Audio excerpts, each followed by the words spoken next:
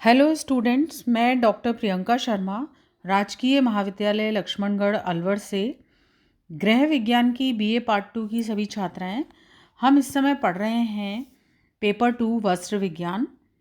पिछली कक्षा में हमने पढ़ा था अवसरोचित परिधान, जिसमें हमने पढ़े थे कि अवसर के अनुसार यानी साक्षात्कार के समय, पार्टी के समय, विवाह के समय या कार्यस्थल पर जाते समय हमें किस प्रकार के वस्त्रों का चयन करना चाहिए। उसी क्रम में हम आज पढ़ेंगे जन्मदिन के अवसर पर पहने जाने वाले परिधान। आजकल जन्मदिन मनाने की प्रथा काफ़ी बढ़ती जा रही है। इसका मुख्य कारण शहरीकरण है।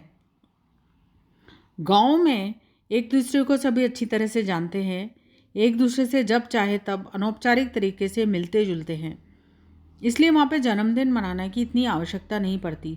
लेकिन शहरों में एक दूसरे के को जानने का अवसर नहीं मिलता और सभी अपने अपने कार्यों में व्यस्त रहते हैं और आत्म केंद्रित अधिक होते हैं। इसीलिए जन्मदिन, विवाह दिन आदि मनाने की ज़रूरत यहाँ पे महसूस होती है, ताकि उस दिन सभी लोग आकर के एक दूसरे से मिल सकें। छोटे बच्चों के अंदर जन्मदिन पार्टी मनाने का बहुत ही उत्साह रहता है।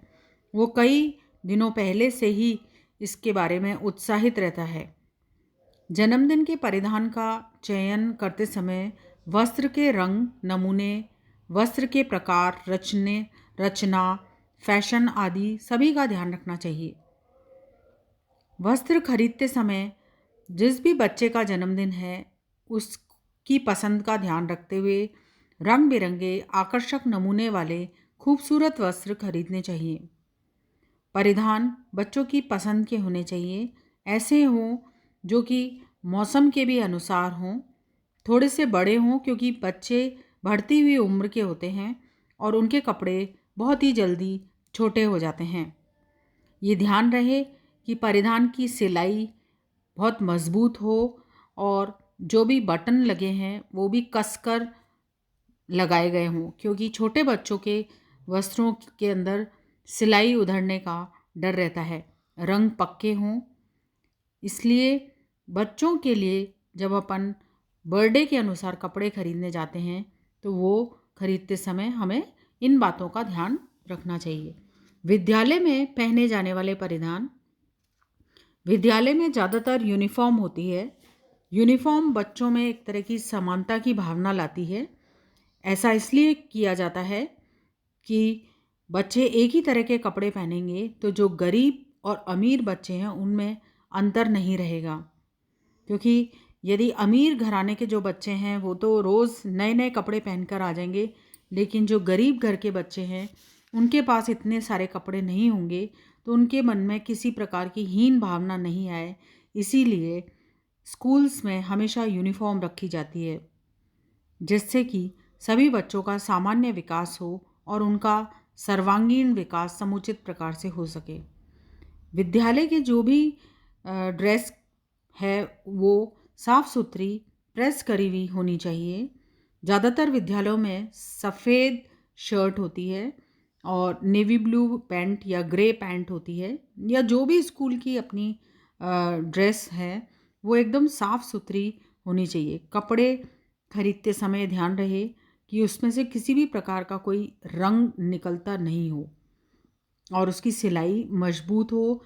बटन या हुक जो भी हैं वो कस कर टंगे होने चाहिए। यूनिफॉर्म गंदी ना हो, प्रेस करी हुई हो और बहुत ज़्यादा टाइट भी नहीं हो और बहुत ज़्यादा ढीली भी नहीं हो। बच्चे को वो पहन करके स्कूल में वो कंफर्टेबल महसूस करे, इस तरह के उसकी यूनिफॉर्म बनवानी चाहिए। महाविद्यालय में पहने जाने वाले परिधान। महाविद्यालय में तुम जानते ही हो कि कोई निर्धारित यूनिफॉर्म नहीं होती है। जैसे कि स्कूल में एक निर्धारित यूनिफॉर्म होती है ताकि गरीब और अमीर जो बच्चे हैं उनमें एक ही भावना रहे, जो गरीब बच्चे हैं उनमें हीन भावना नहीं आए। लेकिन महाविद्यालय में इस प्रकार की कोई परंपरा नहीं होती है। तुमको पता है ऐसा क्यों होता है बच्चों? ऐसा इसलिए किया जाता है कि ऐसा माना जाता है कि महाविद्यालय में प्रवेश लेने वाले जो बच्चे हैं वो इस समय तक आते आते परिपक्व हो जाते हैं और उन्हें इन बातों से कोई फ़र्क नहीं पड़ना चाहिए कि जो अमीर घर से आने वाले बच्चे हैं उनके पास अधिक परिधान है या आकर्षक परिधान है, और जो गरीब घर के बच्चे हैं उनके पास कम परिधान है।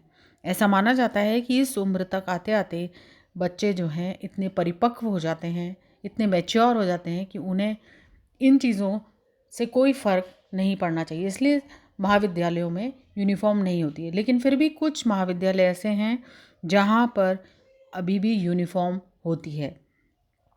महाविद्यालय में हम जो भी वस्त्र पहन के जाएं, ये ध्यान रहे कि वो अत्यंत ही सौम्य होने चाहिए और गरिमापूर्ण होने चाहिए, क्योंकि हम विद्या के मंदिर में जा रहे हैं, वहाँ कुछ पढ़ने जा रहे हैं, कुछ सीखने जा रहे हैं, विद्या ग्रहण करने जा रहे हैं, न कि हम वहाँ पे कोई फैशन परेड में भाग लेने जा रहे हैं।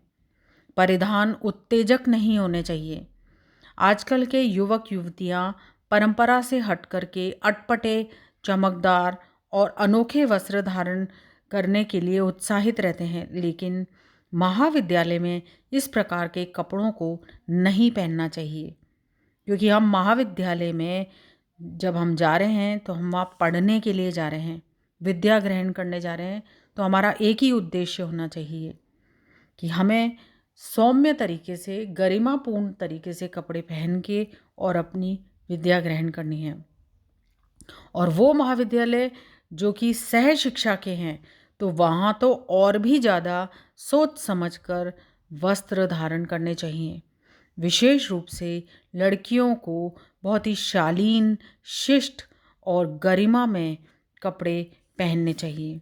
कपड़े ऐसे हों जो कि जिन्हें बार बार धोकर प्रेस करने की आवश्यकता नहीं हो, जिसमें रंग नहीं छूटता हो, जिनकी सिलाई मजबूत हो। ऐसे परिधान हो जो उतरते चढ़ते भागते दौड़ते समय व्यवधान नहीं डालें। बहुत ज़्यादा चटकीले भड़कीले वस्त्र महाविद्यालय में नहीं पहनने चाहिए। इसी प्रकार से शिक्षक शिक्षिकाओं को भी जो वस्त्र हैं वो मर्यादापूर्ण संयमित पहनने चाहिए, क्योंकि वो शिक्षा देने के लिए आ रहे हैं। इसलिए इस प्रकार के वस्त्र शिक्षकों को नहीं पहनने चाहिए जो कि बहुत अधिक चटकीले भड़कीले हों। बहुत ज़्यादा गहने पहनना, नए फैशन के तरीके के कपड़े पहनना, ये शिक्षकों को शोभा नहीं देता है। गरिमापूर्ण ढंग से अपनी संस्कृति और सभ्यता के अनुसार कपड़े पहनने चाहिए। इसी तरह खेलकूद के समय जो कपड़े हैं वो मजबूत होने चाहिए, उनकी अवशोषकता अधिक होनी चाहिए, वे सुविधाजनक होने चाहिए, आरामदायक होने चाहिए, और इनकी जो वस्त्र की रचना है वो सघन होनी चाहिए। इन वस्त्रों को धोना सुखाना सरल होना चाहिए, क्योंकि खेलते समय कपड़े गंदे भी हो जाते हैं, इसलिए इनको बार बार धोना रगड़ना ये सब करना पड़ता है। इसलिए इनका रख रखाव सही हो, इस प्रकार के कपड़े खेलने कूदने के लिए तय करने चाहिए। यात्रा के परिधान, यात्रा पे जाते समय हमें ऐसे कपड़े लेने चाहिए जो कि बहुत ही आरामदायक हों और उन पे बार बार प्रेस करने की आवश्यकता नहीं हो। वे हमेशा साफ़ सुथरे दिखें, क्योंकि यात्रा के दौरान कभी कभी हमको 1-2 दिन तक भी वही एक वस्त्र पहने रहना पड़ता है। इसलिए यात्रा के समय हमें ऐसे कपड़े पहनने चाहिए जो कि आरामदायक हों, कंफर्टेबल हों, सोने में भी उनमें किसी प्रकार की हमको परेशानी नहीं हो, चढ़ने उतरने में सुविधाजनक हों, शारीरिक गतिविधियों में कोई बाधा ना डालें। इस प्रकार के कपड़ों का हमको यात्रा के समय चयन करना चाहिए। इस तरह से अवसर के अनुसार हमको अपने कपड़ों का चयन करना चाहिए, जिससे कि किसी भी प्रकार की कोई हमको बाधा उत्पन्न नहीं हो। धन्यवाद।